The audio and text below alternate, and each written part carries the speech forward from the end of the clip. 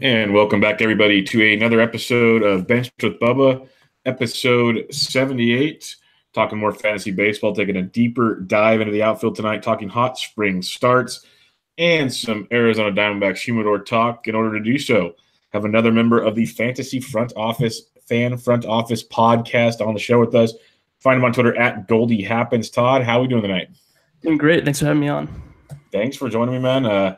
Glad to have you. I've gotten to know some of your guys over there, and I love what you guys do at the Fantasy Front Office. So always excited to have you guys jump on the pod and talk some baseball. Thank you. Let's get into it. One of your recent articles, and if people can't figure out by his Twitter handle, Goldschmidt Happens at Goldie Happens, he is kind of a Diamondbacks fan. And if you guys haven't figured out yet, most of the Fantasy Front Office resides in the Arizona area. He wrote an article on the effects of the humidor. He went into a pretty deep dive on pitchers, hitters, and kind of compared it to the Helton Larry Walker comparisons were really cool. I haven't seen that yet. Let's start with the hitters. Kind of what's your take on how the humidor is going to affect things? I think it really depends on the style of the hitter. And I just saw a lot of things lately on Twitter, especially in the fantasy community, about a lot of people fading Goldschmidt to late first round. I've seen some drafts second round, even early, right when the news broke. So I really wanted to dive into kind of have a defense for Goldie, for example. But the main thing I looked at when regarding Goldschmidt was a Todd Helton comparison, because his career high in homers was the year before the humidor. And that was the same thing that Paul Goldschmidt had last season of 36 homers. And Helton saw a huge drop. He went from 27 homers at Coors Field to 18 the next season, where Larry Walker had 20 in the non-humidor season and then 18 in the first humidor season. So Walker didn't see a huge decline that Todd Helton did. So I was kind of comparing that, and I kind of went over what a potential 25 to 30% drop on home runs at home could have for Goldschmidt. And ultimately, I don't think it makes a big difference for Goldschmidt. He's a guy who I think is going to steal more bases with JD Martinez out of the lineup. Before they acquired JD Martinez, so the first 92 games of the season, he had 14 of his 19 stolen bases, and I think he could be back over the 20 with no JD, no huge elite power bat. And kind of leading into that, well, I think Goldie will be fine. I'm worried about Jake Lamb. That's the main guy. He's already a low average guy. He's not going to steal you many bases. I think he accidentally stole, 4 or 6 last year. He's the guy I'm worried about. I think the humidor is really going to affect him. In 2016, he had 19 homers at Chase Field. Last year was a little more even. He had 16 of his 30. But mainly Jake Lamb's the main guy I'm worried about. The rest of the guys, pretty much like Souza, Pollock, Peralta, they have a little bit of speed where you're not banking on the power, but the main guy that I left right in that article worried about was Jake Lamb. Yeah, and that's kind of how I've looked at it most of the time. Goldie's Goldie. He's going to get his, and I'm shocked by the way he's dropped in drafts personally. I think you're kind of surprised by it as well. Yeah. Where's the lowest you would let Goldie go in a draft? Because before the humidor is official, he was going third, fourth, sometimes fifth, depending if Trey Turner, Arenado. He was in that range, depending on who you were, and I could accept that. But now we're seeing guys out of the first round almost in some draft, 15-team drafts. It's crazy. Yeah, I would still keep him in the first half of the draft, and I completely understand. If you don't want to take him in the top 4, if you want to take a little bit of safer, because there is a level of unknown with Goldschmidt and humidor. But I wouldn't let him slip past 6 or 7. I think that's kind of where I'm at with that. Well, and the thing you mentioned is people forget he set a career high in homers last year, and you were drafting him prior to that on his old home run totals, but the steals. And if the steals come back, like you're speculating, and I think it makes a ton of sense, that's just a tremendous advantage at a first base position to get stolen base and power and average and runs and RBIs, 5 tools all over the place. That's outstanding. Jake Lamb, I agree. I'm a big fan of Jake Lamb, but this isn't looking good. And there's potential platoons down the road because he does struggle versus lefties. Do you foresee yourself having any shares of Lamb, or if you did, where would you look to take Lamb, roughly?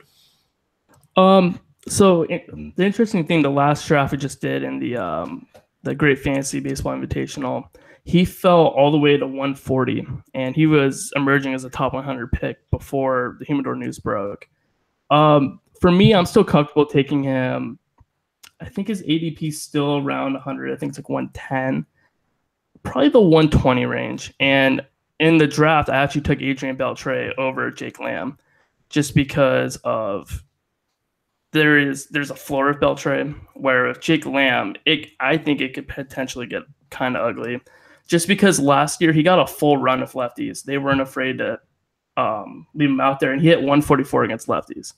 So especially with Chris Owings allegedly being in the like super utility role, I look at him to get at bats at third sometimes against lefties. And if Jake Lamb, is playing only in 130, 140 games, plus the Humidor, there's just a lot of factors that worry me about Jake Lamb.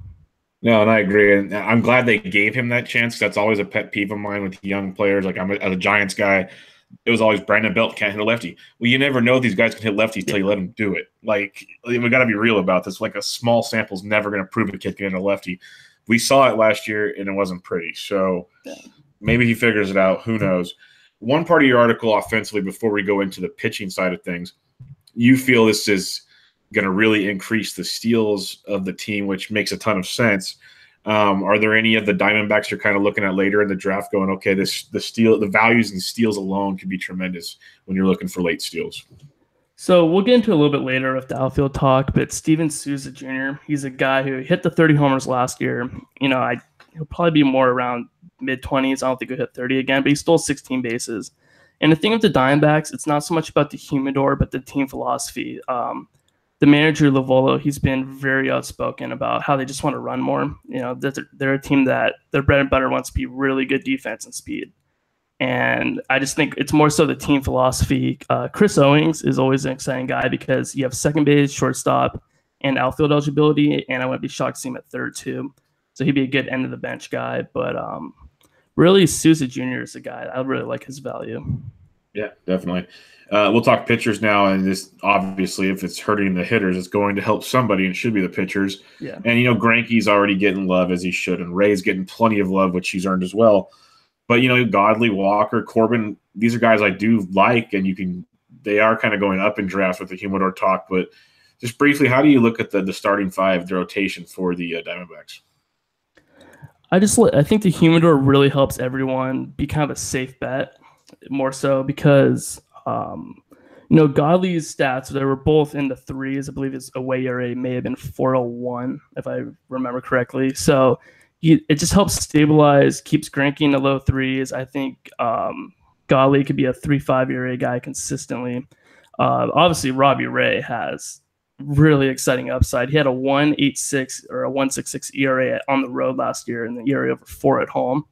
And he's a guy who the upside is just ridiculous what Robbie Ray could potentially do this year. And he's going at the same spot as Zach Greinke. So I've been really talking about if you're between Robbie Ray and Greinke, you got to go Robbie Ray. But the main guy who I really like is Taijuan Walker, just because he's going so late in drafts. And he was another guy where his away splits were way worse than his home splits last year. But one note on Corbin. Corbin actually had a 3.1 ERA at home last season. And then his All-Star season, he was in the 2.6s at home. So last season, he had a 5.2 ERA on the road. So it's kind of the Humidor may not affect him as much as others just because he's really bad on the road. So he's a guy to, don't necessarily group him in as much as you would think Taijuan Walker would be helped by the Humidor. Interesting. No, I like that a lot because Godley, he's getting his love from other stuff. I already mentioned Greinke and Ray, but the Walker one's one I always kind of forget about, and then you look into it more. It does make a lot of sense. I was always worried about him because he's a kind of a fly ball guy, and in that ballpark was never a good thing. But the Humidor could definitely have an impact on that, so no doubt about it. Let's get into some spring training, I guess hot starts, we should say. And we'll start off with Jason Kipnis, who has just been all worldly around baseball these days. I believe he has, if my computer wants to load, this is great radio. It's basically stopped. So I know he had like 4 in 4 games. I think he's up to like 6 home runs now. He's hitting at a great pace.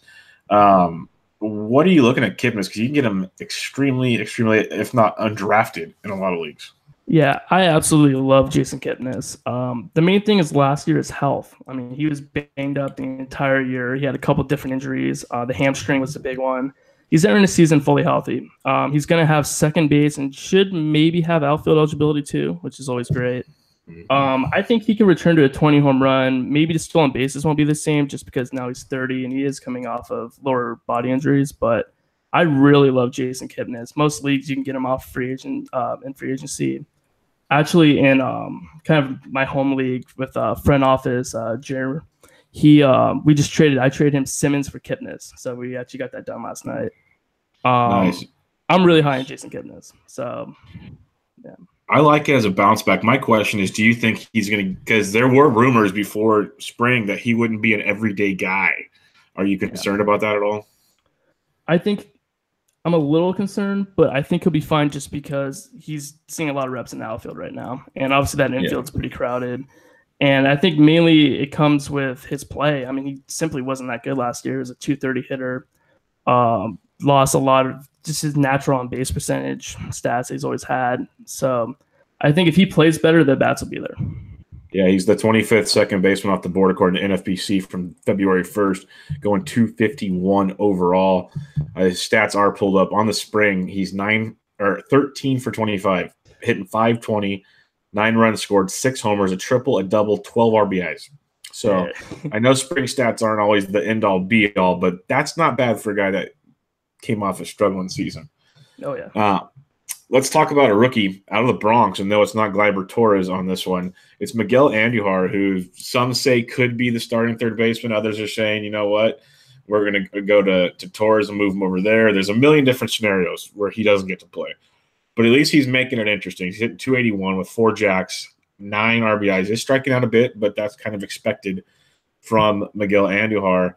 And he's making a very intriguing play here to get everyday at-bats. Currently on the NFBC, I know he's been climbing up the ladders, but he's still going really, really late. 35th third baseman off the board around pick 397. So sometimes not even drafted. What's your thoughts on Miguel Andujar? Well, first off, I love him in a dynasty format. I think long-term he's going to be a really good player. But I'm worried about this year just because Torres is almost ready. I think both of them will come up after the Super 2 cutoff. And then you have Brandon Drury, who they just acquired. So I'm a little worried about playing time this year, and I kind of understand why he's being so underdrafted. But, I mean, mainly with him, I think it's playing time. I love the talent. I think that he could start right away and be a solid third base starter. And I think it's interesting that they didn't trade him. There's a lot of trade rumors with the Yankees. They were looking to do a lot all offseason, and they balked at trading him pretty much all offseason. So they do like him. But I'm just worried about playing time. Yeah, there's no doubt about that. When we're looking at a pitcher here, we're going to kind of jump around now. We got Amir Garrett of the Cincinnati Reds coming off a absolutely horrific season. Horrific. He started out, he had 3-4 good starts. Everyone was all on board, and then everything just unraveled. He's the 255th pitcher off the board, 579. So basically undrafted everywhere you look. But he's come on and pitched really, really well to start the spring. Do you have any desire to give him another chance in deep leagues, or is this just like wait and see? He's definitely a guy I'd wait and see on, but definitely put him on your radar. Super talented lefty. I mean, he has all the talent in the world. It's just putting it together. There is a lot of young pitchers fighting for the 5th spot. I know Stevenson's fighting for it. He's another intriguing arm for the Reds. So he's just a guy to keep an eye on, and mainly he does have to win a spot. But if he does win that number 5 starting spot for the Reds, he's worth a flyer in a deep league. Now, this is a guy that I've been jumping on board with all over the place for the Chicago Cubs. And we mentioned with Jason Kipnis, playing concerns are a serious problem, but he, just like Kipnis, is making it very, very difficult for Joe Madden to sit him down. I'm talking Ian Happ, and he's moved up to the 14th second baseman off the board, 131 overall. And when we're talking spring stats, 4 homers, 8 ribbies, 2 stolen bases, hitting 391, doing everything we want him to do. What's your outlook on Happ this year? He's definitely a guy, if you want to go upside at the second base position, he has all the upside in the world. Obviously, with really any Cub besides Rizzo and Bryant, you're worried about playing time. But I think he can earn a spot just because obviously his flexibility, a lot like Kipnis. I think they'll be more willing to sit Hayward and Zobrist this season than they were in the past, just because you've kind of seen them have a down year last year. Obviously, Hayward can't really hit to begin with, but you really saw Zobrist fall off last year, and I would not be shocked to see them let them go after young guys, even with Baez and Hap. I'm a little higher on them than I think a lot of people. I think the playing time will be there. Yeah, it's going to be real interesting to see how that all plays out. But I think he'll get some just because of his flexibility there. But how much is the real question? Yeah. Let's go to a guy that coming off a great season for the Kansas City Royals, Whit Merrifield. Currently the sixth second baseman off the board, about 74 overall. And he's kind of controversial. You either love him or you hate him. Like everyone goes, no, how can you take Whit so early, Murphy and others? Or it's like, no, I want Whit because he's going to steal bases and do the things we need. He's hitting 500 on the spring, 14 for 28, which is obviously pretty darn good. And he's got a couple homers, and more importantly, he's got one stolen base. So at least he's running. Yeah. But hitting 500, what's your thoughts on Whit this year?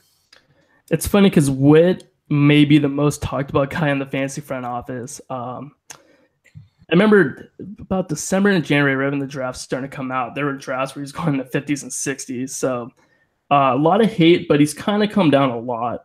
And for us, we have him ranked as second baseman number 10. Just in general, the fantasy front office is a little lower on Whit, but it does help that they signed Moose. We're a little worried about his protection in the lineup because it was pretty much him and Perez for a long time. But now they have Moose. They added Duda. So he's a very intriguing option just because he steals so many bases. And a late bloomer for sure, but having such a strong spring makes him kind of be a little more of a for real candidate. I'm just curious, where would you take him personally? I'm one of the guys that I'm not on the Whit Merrifield bandwagon. Like if he falls to say, I don't know, the 8th or 9th, like after the Canoes of the world, I can look at him. But I'm trusting a lot more stability at that point because where you have to take him, he needs to produce. And I just don't believe it yet, especially given, like you said, Moose coming back is tremendous in that theory. But I was terrified when it was just Salvi Perez sitting there. That wasn't doing it for me. Yeah. So, that's my concern. A big thing of Whit is that I'd rather wait not really a couple rounds, but maybe 20 or so picks and get Hap. I like Hap a lot better. I would definitely rather have Hap. And especially in the Cubs lineup. For us, we kind of figured out we have him as about second base, 8 to 10, kind of maybe the 115 to 120 range. So pretty much none of us in the fantasy front office is going to get him in any drafts, but we're a little low on him too. Well, it's like I know a guy that some people either love or hate. I'd almost rather have Ozzy Albies pick 124 instead of Whit at 74. I would debate gambling on Ruby Odor, even though I haven't really jumped in that pond yet. But like Johnny VR at 175, I'd rather take that gamble type thing. Oh yeah, that's where I'm looking at with. It's not that Whit can't do it, and maybe if he does it this year, okay, I'll get on the bandwagon next year. But I kind of have to get this proven to me, I think. Oh yeah. Let's talk about a stud, or at least on paper, a stud. He's reported to be in the bigs April 13th because that's when the Braves get another year of eligibility without paying him a fortune. 27th outfielder off the board, about 110th pick overall, which is surprising because he's kind of been around that 110, 120 all year. Yeah. I expected him to just skyrocket, and he really hasn't. But I think as these drafts continue to pick up, we might see something because he's hitting 419 this spring with the homer. And the part that gets my attention big time, because he's going to strike out a lot. People need to understand he's young. He's going to strike out. But 4 stolen bases already. That is big to me. Really big. Ronald Acuna, if you didn't figure out now, that's who we're talking about. A, do you have any shares of him yet? And B, do you plan on it? So the problem is I'm in a lot of leagues with Keith Farnsworth, and he takes him in every draft. Ruins things for people. And so I was a little bit of a late bloomer on him, and I finally come around just seeing him in spring training, seeing him live. He's maintaining what he did in the fall league. I got to see him once out in the fall league out here in Arizona too. He is tremendous. He is going to be a superstar. At 110, I love that. I'm taking him all day at 110. I'd be comfortable taking him in the 70s and 80s too. I mean, it's especially it depends on your league format. If you're in a head-to-head league, I mean, Acuna is a guy I'd maybe even consider taking low 70s, high 60s earlier. I mean, really depends on your league format. Obviously, on rotisserie, you might be a little further back, but I'm really on Acuna this year. Yeah, I can't wait to watch him. I don't have any pieces yet, and maybe I'll get lucky and just say, screw it, I'm going to take him early like Keith does, but I never seem to get him around the time I'm targeting him because I can't bring myself to do it, even though I know I need to do it type thing. This kid's going to be special. Let's talk about an interesting play. This kind of came out of nowhere, and he's been very productive this spring. He had a big year a couple years ago, got paid, disappeared. But Colton Wong of the St. Louis Cardinals is the 29th second baseman off the board, going about 367 overall. And they're giving him it's his job now. They were kind of dancing him around the last couple of years, but this is his job. Now you gotta hear me out though. He's hitting a $136, obviously not ideal. But the fact he's been on base like 5 times, he has 6 stolen bases. He's running and running a lot. You're getting him super late at the middle infield position because I doubt he's even your starting second baseman. So super late, he could still get 20-plus bases, and I don't see that average being that bad. He can hit better than that. He's probably at least a 250 type guy. To me, he's a lot like a Johnny VR maybe. I don't know. What's your thoughts on Colton Wong? So I was actually really surprised to see him on this list. But the nice thing is, so Carpenter has a shoulder issue or a back issue right now. I forgot, but they said he's gonna play first all year. So you don't have to worry about him going back to second or anything. And there truly is no one at that position. They do have Gorko who can play second base. They're starting third baseman right now. So the bats are going to be there for Wong. It's been a while since we've seen him hit consistently, but if he is committed to becoming a speed guy, he may be a great speed flyer. Obviously, second base is a weirder position. I mean, it's very not weird. Bad, but it's not great either. So as a deep flyer, yeah, he's interesting. For me personally, because late in the drafts, I've been taking pretty much every share of Jason Kipnis. Super late. That's like my backup middle infield guy. But if you want cheap stolen bases at the end of the draft, that's definitely something I didn't think about. But that is a really intriguing option.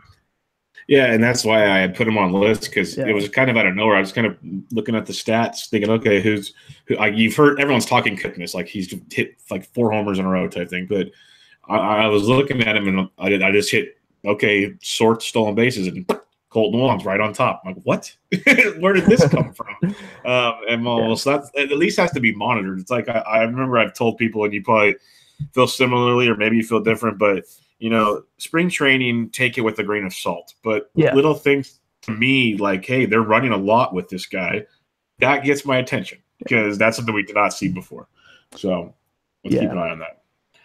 All right, we're going to do 2 pitchers, and we'll move to the outfield here. But a guy that's been just everybody thought the world of him in the minors, has not figured it out in the majors. Going 156th pitcher overall, 375th overall in the draft. For the Pirates, is Tyler Glasnow. Everybody's talking about velocity. It's high. He's bringing it, so on and so forth. But with Glasnow, it's been a lot of control issues for him for the most part. Mm-hmm. But 13 strikeouts in 7 2/3 innings. He has given up 12 hits and 10 earned runs, so some things haven't changed. But the velocity's there, and he's getting a lot of strikeouts. Are you thinking about going back to Glasnow, or do you just kind of say, no, not anymore? He's a tough guy, and I noticed a lot of the dynasty leagues, he's just getting flat out cut. So he is a guy who's intriguing because his strikeouts are there. Even last year was a disaster at the major league level, but his strikeouts were there. He had over 10K per 9. He's focusing on throwing strikes, and I think that's why the hits are up. But it's kind of intriguing because he's going to move to the bullpen. And what I noticed last year when you watch a couple of his starts, he's the kind of guy, he gets in trouble and then he just kind of glides stuff down the middle. And I'm interested to see in a shorter role if he can just go out and air it out. In some starts, he was throwing 93, 94 consistently. He's a guy who can touch 98, being 6'6" or 6'7". He's an intriguing guy. If he's cut in a dynasty league, he's worth a flyer just because he has all the talent in the world. But he's not a guy I would target. He's not a guy I would be really have on my radar unless you're in a dynasty league. But yeah, and the part you mentioned I'm really trying to look forward to is, can he be like that next Davinsky type where it's gonna be one trip through the lineup and see what happens? That gets my attention. Last guy I want to mention for the St. Louis Cardinals, everyone talks Luke Weaver this, Luke Weaver that, and yeah, rightfully so. But Jack Flaherty, 148th pitcher off the board, 360. This is a late round target of mine these days. I was big on him last year, didn't really make it happen, but what I've noticed and from talking to other Cardinals people, they really like the adjustments he's made. He's showing a lot to them. 12 Ks and 8 innings pitched so far. A 207 average has been more of a control thing and a couple big knocks. But he does look good, and he looks like he might have a spot in this rotation, especially with Miles Mikolas struggling. Might be even easier for him. Do you? What's your opinion on Flaherty? So it's either going to be him or Mikolas for the rotation spot, and I'm kind of rooting for Flaherty just because he has more upside. He's an intriguing option, but he's another guy that I would not be shocked if he starts the year down in the minors, and they get Mikolas as at least a start. So I'm not super high on him just because the spot, the roster spot in the rotation isn't a for sure given. But he's an interesting kind of like a long-term guy because I think he could be a staple along with Weaver in that rotation for a long time. And especially they have obviously with Wainwright, there's a lot of injury risk. Obviously with Mikolas, I think the scenario I could see happening is Mikolas gets on the opening day roster. But I'm not huge on him. I think Flaherty could be in that rotation once May hits. So, gotta keep an eye on. Yeah, he's definitely a guy to keep an eye on. Deep league type stuff. I could see intriguing. All right, let's move on to a deeper dive into the outfield. We did 1 through 30 a couple episodes back. Todd is going to help me go 31 through 40, 41 through 50, and then deep flyers to really get your late round, power, speed type targets there. We'll go 31 through 40 right now. ADP, as always, NFBC from February 1st till now. Goes Marwin Gonzalez, Ender Inciarte, Eddie Rosario, Ian Happ, who we've already talked about, and I think we're good on him. Eduardo Nunez, Manny Margot, Adam Jones, Trey Mancini, Gregory Polanco, and Nomar Mazara. The first thing I think of is when I read names like that, I'm like, that's actually pretty nice group of guys, and it's still 31 through 40. So that's telling you it's deeper. I'm going to skip Marwin Gonzalez just for the fact he's so multi-position eligible that you have him because he's going to play shortstop for you most likely, or maybe the outfield.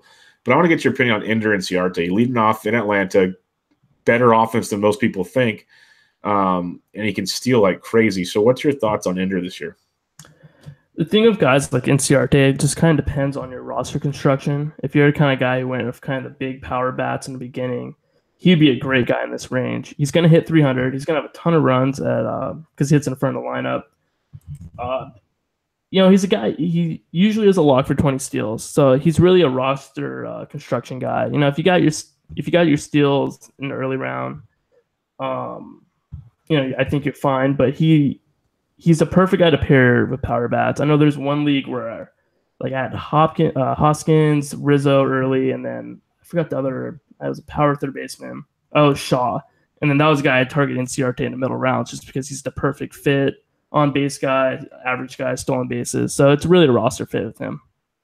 Yeah, because, like you said, you're getting him for his steals. In 2014, he had 19, 2015, 21, 2016, 16, then 22.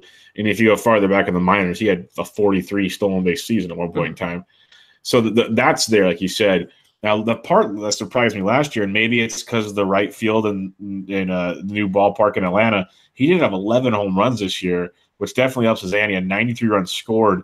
Do you think that power is legit? Because prior to that, he was 6, 4, 3, nothing major at all. I think he can be a 10 home run guy just because that ballpark is beautiful for lefties. And I think he's going to be a 10 home run guy. He plays a full season. There's a lot of guys in baseball that went from being a 3-4 home run guy to a 10 home run guy, baseballs or whatever you want to blame on that. But I think it's consistent with him. The thing with Inciarte, he's just a really good natural hitter. So I think a little bit of the pop is going to be there. Yeah, no, I agree with you there. Let's talk about number 33 in the outfield, 122nd overall, playing for the Minnesota Twins, coming off a breakout campaign for the Twinkies. He hit 290 with 27 home runs, 79 runs scored, 78 ribbies, 9 stolen bases, only struck out 18% of the time, which is rather low for him, especially in his time in the bigs, which I think is a big sign of things to come. What's your thoughts on Eddie Rosario?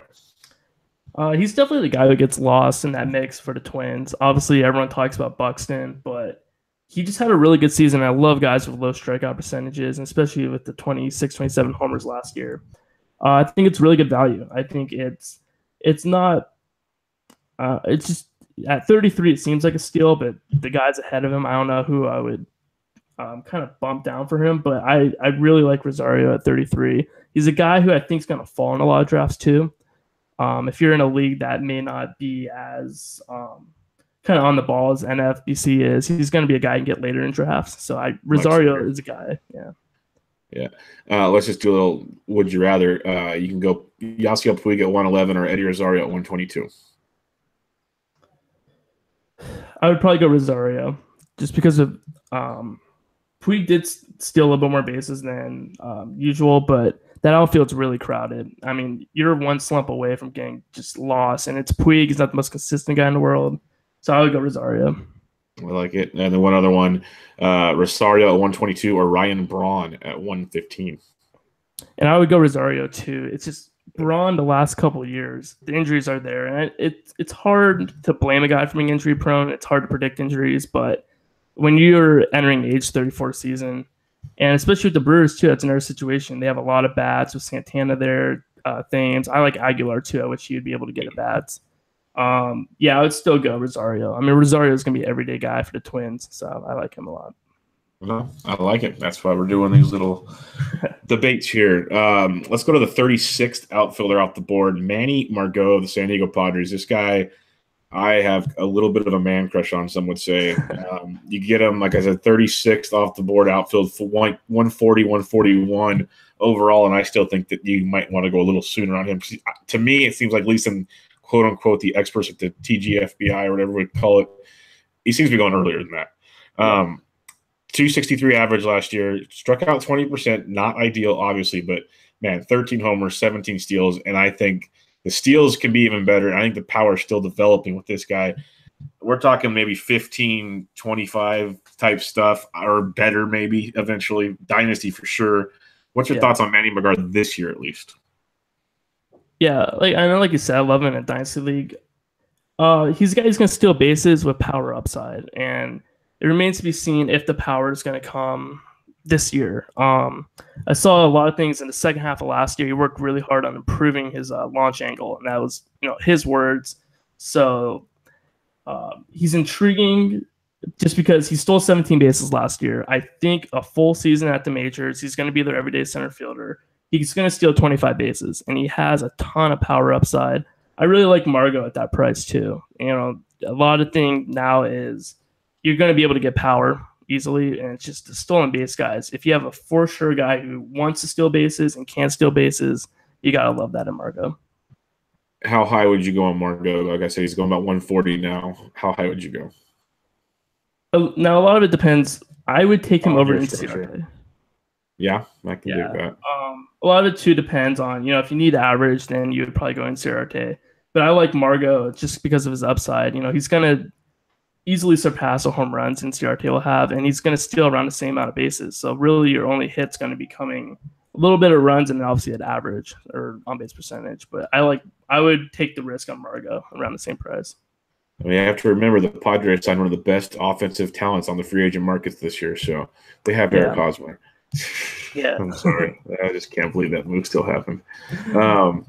Let's go to the 37th outfielder off the board. To me, I always laugh when I see Adam Jones's name, but it's just Mr. Consistency. When you look at his season-to-season logs, it's 25-plus home runs, 85-plus runs scored, 85, usually 90-plus RBIs.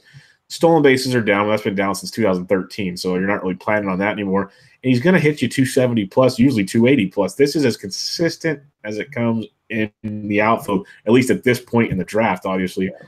Do you still have I'll take Adam Jones feelings, or is he kind of off the radar now? He's just a guy, obviously in this range. I love Margot, and he's just a guy who kind of gets forgotten.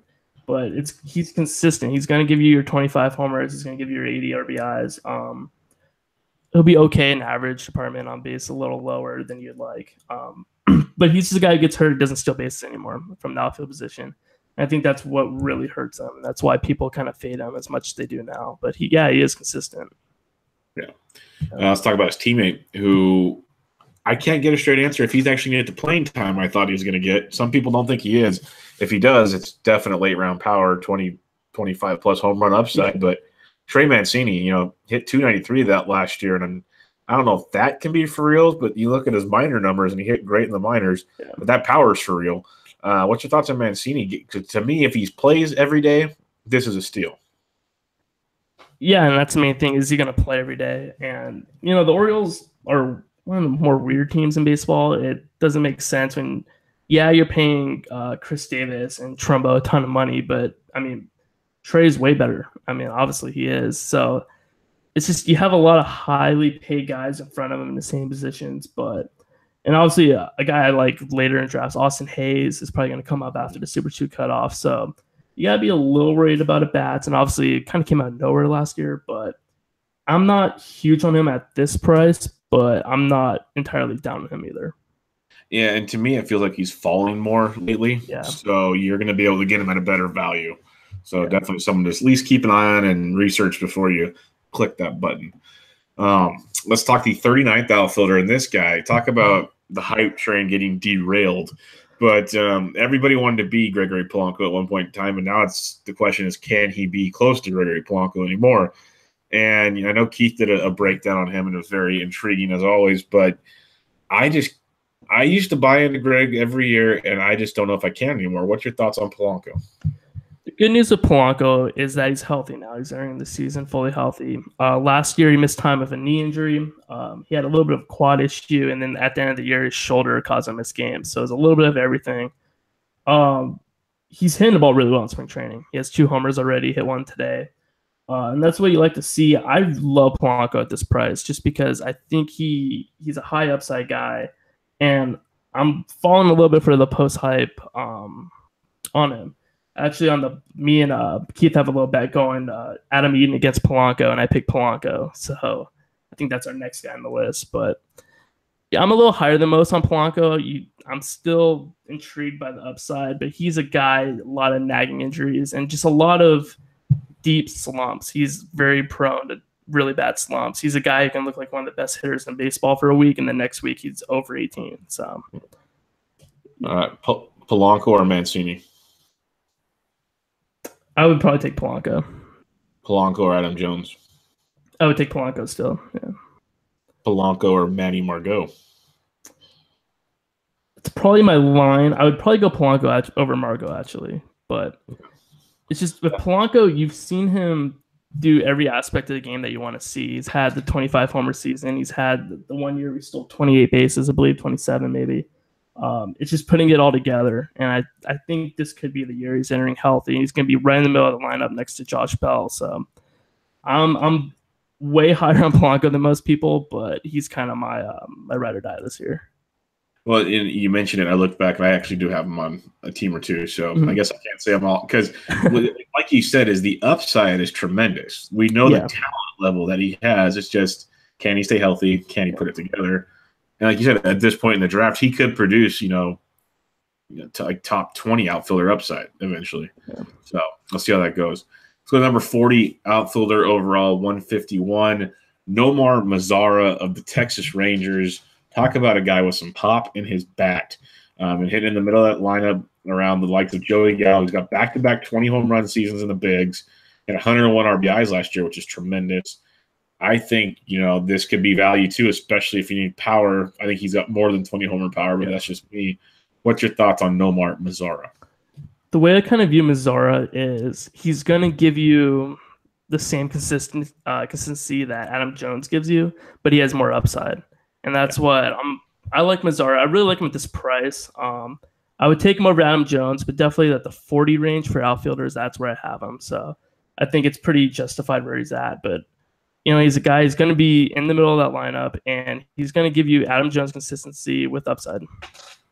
Before we go to the next 10 outfielders, I just got a question because guys like Polanco and Mazar, I'd be fine with them being like my second and third outfielder possibly on a team, or depending on how you set up your infield. Heck, if they're my first two, that means my infield probably looks pretty good, or my starting pitchers do. We're seeing more and more 5 outfield leagues, and the outfield may be deep, but it also gets kind of really, really murky the later we go. How do you approach building a 5 outfield roster? My main thing is what I've been doing a lot in drafts. Obviously, it depends how deep the league is, but I like having at least one anchor that you can count on in the outfield.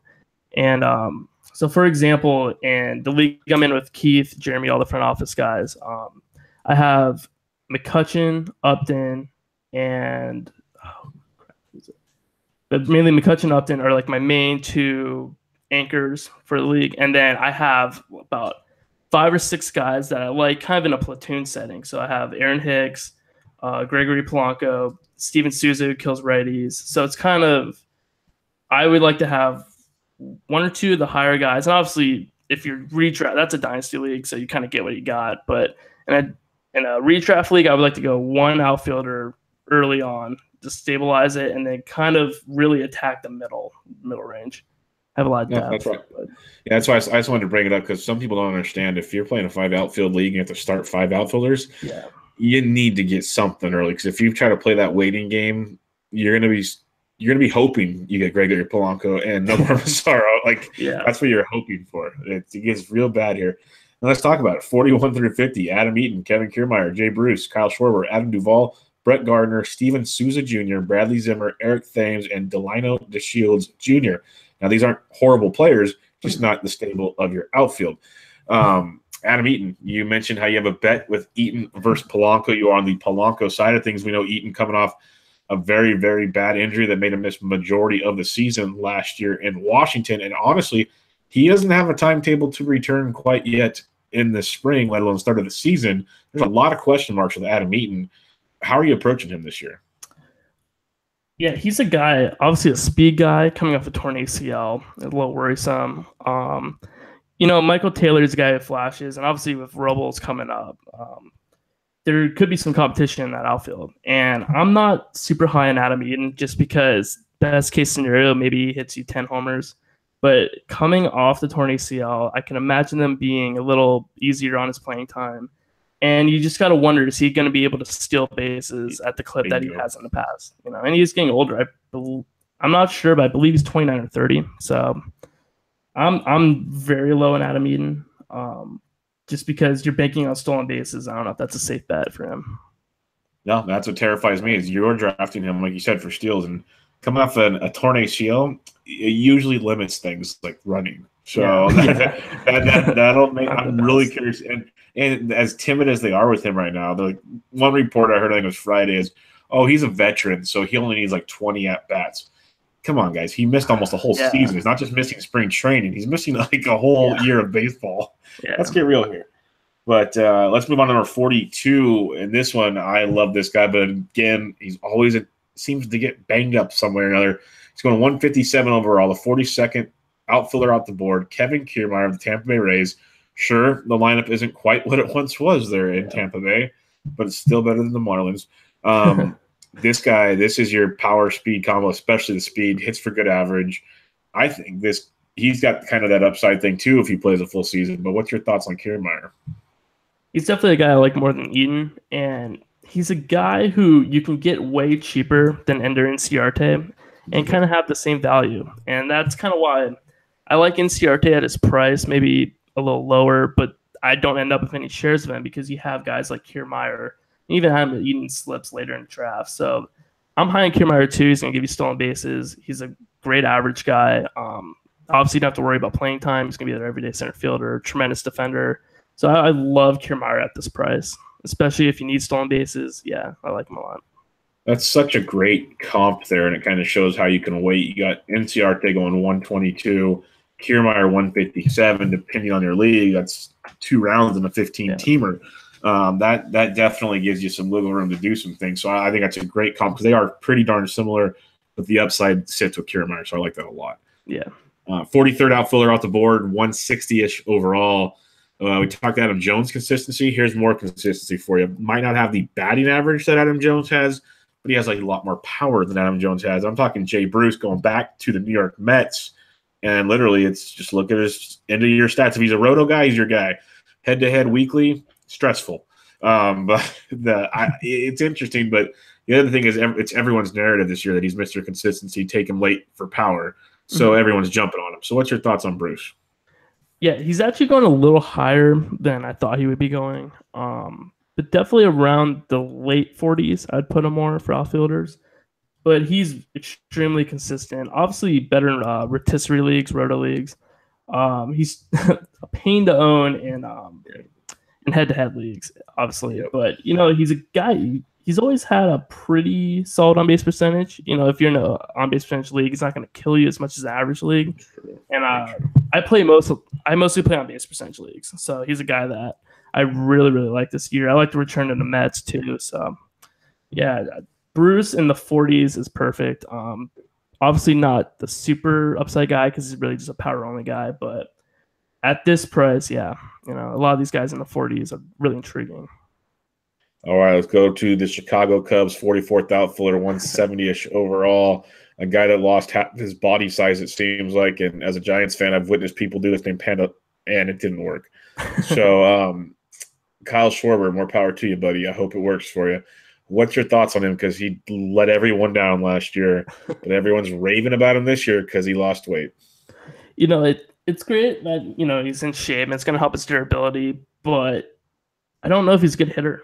Honestly, he was a guy who in the past, sold out for power. And, when he was at a bigger build, like kind of makes sense, big guy, power hitter, maybe turns into a Jay Bruce kind of guy. But I'm kind of curious, he lost a ton of weight. He's skinny.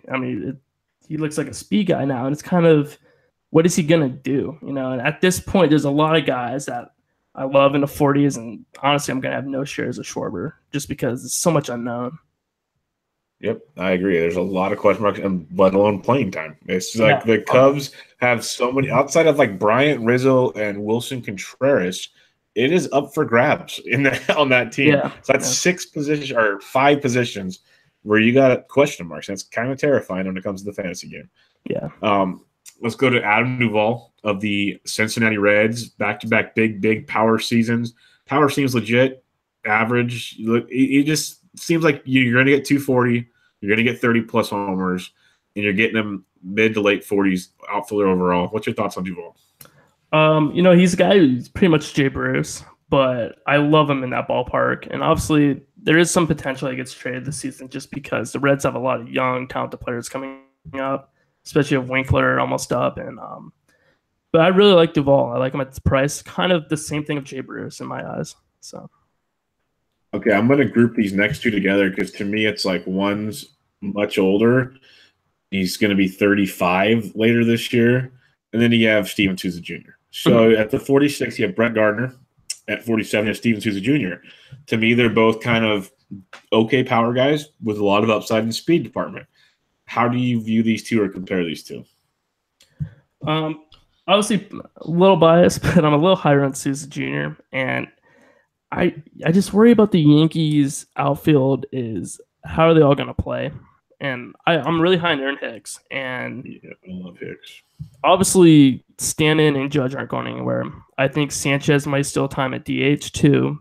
So it's kind of where are those guys going to play? Ellsbury, Gardner, they were all productive last year. Hicks. So with Souza, he's the everyday left fielder for the Diamondbacks. And he's a guy who stole 16 bases. I think he's going to be a 25 home run guy. I think that'll stay. And then the stolen bases still be around 15, maybe 20 upside.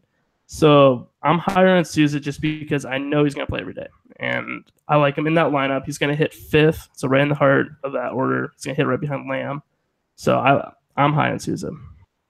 No, so I'm with you on that too. Like Gardner, I just can't wrap my head around because I'm afraid of that playing time as well. And he's getting old. Like he's just eventually those legs stop stealing bases. It just happens. So I'm a little terrified about that. Let's go to a guy that some people he's on radars, let's put it that way. And he's a big time speed guy, 48th outfielder off the board, 195, Bradley Zimmer of the Cleveland Indians.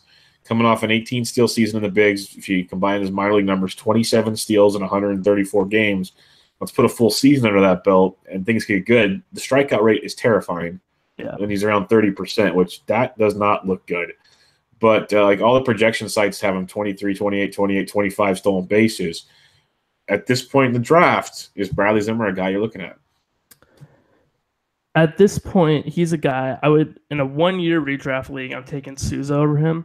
But he's a guy I like Zimmer more than DeShields, who we'll get to in a second. But the thing with Zimmer, I would bet that I think he steals 30 bases this year. He's going to be an everyday player, tremendous defender. In a dynasty league, he's really intriguing because he's a 6'4" guy, and he may be one of the fastest guys in baseball. Just a freak athlete. But the hit tool's just not there yet. There's going to be a learning curve. Last year had a really bad slump. I believe over the last month or two of the season, he was hitting around 200. He's a guy that if you need stolen bases, I would target him late just because he does have upside as a hitter. You know, obviously with the younger guy, it'll be second year in the majors, but he's a guy late in drafts. If I messed up and didn't get stolen bases early in the draft, I love Zimmer at this point, but if you're good on stolen bases, I kind of let him slip. We'll come back to number 40 now. We'll go straight to 50. You mentioned Delino Shields Jr., big-time speed stuff. He's going to be the everyday guy leading off, likely, in Texas playing center field. What is it that makes you like Zimmer more than DeShields? I just think Zimmer has more potential for pop, and I think they'll both be pretty similar in the batting average department, and it's just I like the pop potential from Zimmer. There's a lot to dream on him, where DeShields, there's not going to be a ton of pop, but maybe the stolen bases will be a little more consistent. He stole 29 bases pretty much back-to-back years, and now he's going to be the everyday center fielder. So, you know, there's a ton of stolen base upside. So at this point in the draft, it always depends on kind of what your roster is constructed like. If you really, really need stolen bases, just go get DeShields. But if you're kind of in the middle ground, I like Zimmer more. Yeah, I can get behind that. Number 49, who we did skip over, Eric Thames of the Milwaukee Brewers. He was just a machine to start the year. Slowed down a bit. He overall still a very, very productive first season in the bigs. Now with all the moves they've made, it's how often is he going to play? Yeah. And I think obviously that has a lot to do with how far he's dropped in drafts. I'm staying away from him just because I don't have any clue when and how often he's going to play. But what's your thoughts on Eric Thames? Yeah, and it's a shame kind of the situation right now. Obviously, for fantasy owners, you wish the Brewers would trade one of their guys just to clear everything up. At 50, I think this is a little too early for him. There's some outfielders behind him that I like a lot, and it's just the playing time. You're going to have no clue. You're going to have to check the lineups every day to see if he's playing, and he cooled off a lot in the second half. So at this point, I'm wouldn't take Thames, but a little later maybe. All right, that wraps up 41 through 50. I'm just going to throw out some names. Just give me like a quick Twitter response on how you feel about this player. You don't have to deep dive it at all. But like at 51, Avisail Garcia coming off a crazy good year, but everyone points to BABIP. What's your thoughts on Garcia? I like Garcia a lot. He only had 19 homers last year, but he did have a thumb injury in the second half, so maybe there might be more pop. He's not going to hit 330 again, but I think he's a guy, maybe he's a 300 hitter who could have 25 homers. So I love Garcia at this range. At the 55th outfielder, 224, Corey Dickerson-Cedic going to the Pirates every day at bats. We know the second half struggles, but the power's still legit. So any desire for Cedic? At this point, he's a guy you consider. He's extremely streaky. So he's going to be a guy you need to ride the wave, and then he could be a guy you end up cutting midseason. But he'll be intriguing. He's going to play every day, so you got to love that. A guy that you said you already like a lot, and so do I. I think he needs to be playing 85 to 90% of the outfield starts for the Yankees. Aaron Hicks, 227 off the board. What are you thinking with him? Do you think they finally just give him the playing times? Because I think Ellsbury's out of the way. I'm not worried about him. But what's your thoughts on Hicks? I think Hicks is going to get a lot of playing time. I think he's the best defender too, so he could play center for him. And I love Aaron Hicks this year. What he did on a per game basis last year was phenomenal. He has power, he has speed. He's going to do everything for you. So I love Aaron Hicks, and you can get him extremely late in drafts. The 60th outfielder off the board, Willie Calhoun for Texas, the rookie, the big time prospect, came in from the Dodgers. The bat's legit. It's as legit as it comes. Do you have any desire to jump on him at pick 240? This may be a little bit too early for him, but he's a really intriguing guy because I think he has the opportunity to play every day if he earns it. High power guy. You don't know where the average is going to be, and he's not going to steal any bases, unfortunately. So he's an intriguing guy. I have him. He may be kind of like Dickerson, but you know what you're going to get from Dickerson a little bit more since he's more established. So kind of not too high on Calhoun then. Here's one that kind of surprised me with his draft position. The 62nd outfielder off the board, 247 overall, Dexter Fowler of the St. Louis Cardinals. I know he's not a world beater by any means, but we know what we're getting with him, and you're getting him later in the draft. You're talking 15 to 20 homers, usually a better average than last year. I think this is kind of one of those more comfortable picks late. Do you have any desire for Dexter Fowler? Oh, at this point, I love Dexter Fowler. I don't understand this draft spot at all. You know, he's going to be consistent. You know, he's a guy, especially if you're in a 5 outfielder league. If you have him as your 5th outfielder, that's awesome. You know, he's going to give you. He's got to give you 10 stolen bases, 15 homers, and he's going to give you good averages. Play every day. Yeah, he's a good guy at this range. All right, I could keep going down the list, but we don't have to be here all night long. So, what are some of the deep flyers you're looking at here? Like some maybe rookies that are going to come on later in the year, or just later in the ADPs outfield wise that you're looking at to target late in your drafts? So a guy I brought up is Austin Hayes. I think there's a spot for him in that outfield for Baltimore. Probably going to come up after the Super 2 cutoff because the spring hasn't been all that great. But Austin Hayes is a guy I like. Hit, I believe, around 30 homers in the minors last year. Kind of came out of nowhere his season. So he's an intriguing guy, especially in that ballpark in the AL East.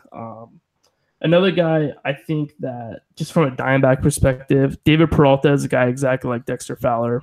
You know, if you need a 5th outfielder that you know is going to play, he's going to give you a really, really good on-base percentage. He's a 10 steal, 15 homer guy. So David Peralta, if you need a guy, you need a body, he's perfect. He's not going to hurt you in any position. But those are probably my 2 main, yeah. Yeah, because there's one that I keep gravitating towards going 345th or so. Cameron Maben every day at bats in Miami. Yeah. The lineup stinks, but that's just too late for what you're getting there. Give me that all day long.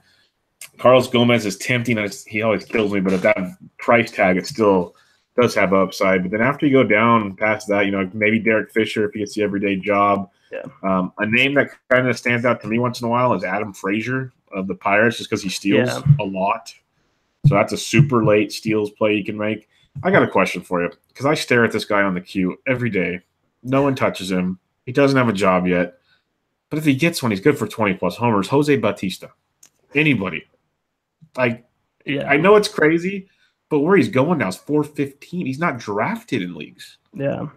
I'm just worried if he's going to sign or not. I agree. It's a big risk, but it's like, tempting to get there. With your last pick, I mean, he's a guy. You saw what he did just 2 years ago.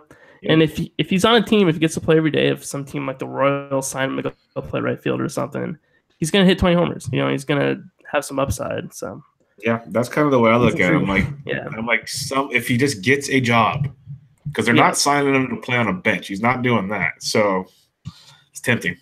Yeah. But all right, Todd, that will wrap us up. Great stuff. We got some Humidor in, some hot spring starts, fantasy baseball outfielders. Any final words? What you got coming down the pipeline you can talk about, or anything else you want to plug?